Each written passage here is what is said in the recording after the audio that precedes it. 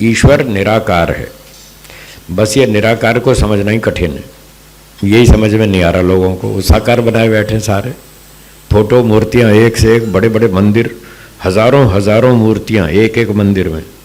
South में जाकर देखिए, इतने बड़े बड़े मंदिर हैं, उनके गेट हैं कई सारे, तो 7-8 तो गेट हैं, और एक एक गेट के ऊपर वो लंबा लंबा लंबा बना रखा है, दीवारें ऊंची ऊंची, और फिर उसके ऊपर सैकड़ों हजारों मूर्तियां लगा रखी हैं। वो सारे के सारे यही माने बैठे हैं ईश्वर साकार है, वो अवतार लेता है। कभी श्री कृष्ण जी के रूप में अवतार लेता है, कभी राम जी के रूप में, कभी सूअर के रूप में, कभी मछली के रूप में, पता नहीं कैसे कैसे अवतार बना दिए। अब वेदों में तो कहीं भी नहीं लिखा कि ईश्वर साकार है या वो अवतार लेता है। ना तो अवतार लेता है, ना वो साकार है। तो कैसा है फिर? ईश्वर निराकार है, उसमें आकार नहीं है, शेप। आकार मतलब शेप, कोई कलर, कोई डिजाइन, कोई शेप, रूप रंग, नीला पीला काला कुछ नहीं।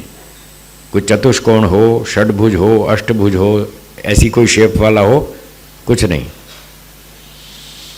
आकार होता है जड़ पदार्थों में, जड़ में भी एटम्स वाले जड़ पदार्थों में। ध्यान दीजिएगा, जड़ पदार्थ भी दो तरह के।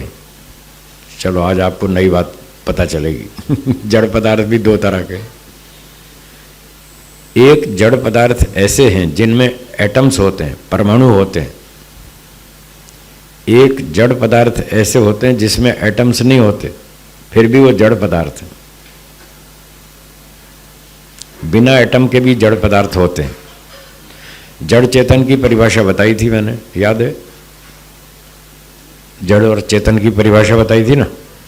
चेतन उसको कहते हैं जिसमें इच्छा आदि गुण हो, इच्छा हो, ज्ञान हो, प्रयत्न हो, उसको क्या बोलेंगे? चेतन। और जिसमें इच्छा, ज्ञान, प्रयत्न आदि गुण ना हो, वो जड़। तो प्रकृति, मटेरियल, इसमें तो एटम्स हैं। पृथ्वी, सूर्य, चंद्रमा, तारे, टेबल, कुर्सी, इनमें सब में परमाणु हैं, तो ये जड़ पदार्थ हैं। ठीक है? और इनमें इच्छा आदि कुछ नहीं है, इच्छा, ज्ञान, प्रयत्न आदि कोई गुण नहीं है, और एटम भी है। तो ये वो पदार्थ हैं जो परमाणु वाले जड़ द्रव्य हैं। परमाणु भी हैं और जड़ भी हैं। अब जो बिना परमाणु वाले जड़ पदार्थ हैं वो हैं स्पेस, खाली जगह, जिसके अंदर पूरा यूनिवर्स टिका हुआ है। सारी सृष्टि जिसमें निवास करती है वो स्पेस, खाली जगह, उसमें कोई परमाणु नहीं है। उसको आकाश बोलते हैं। वेद की भाषा में क्या बोलेंगे? आकाश। उस आकाश में तो सारा ब्रह्मांड खड़ा हुआ है, उसमें कोई परमाणु नहीं है, और वो जड़ है। उस आकाश में कोई इच्छा नहीं, कोई ज्ञान नहीं, कोई प्रयत्न नहीं, है ही नहीं कुछ भी, फिर भी वो जड़ है। एटम भी नहीं है, फिर भी है वो। दूसरी वस्तु है दिशा, डायरेक्शन।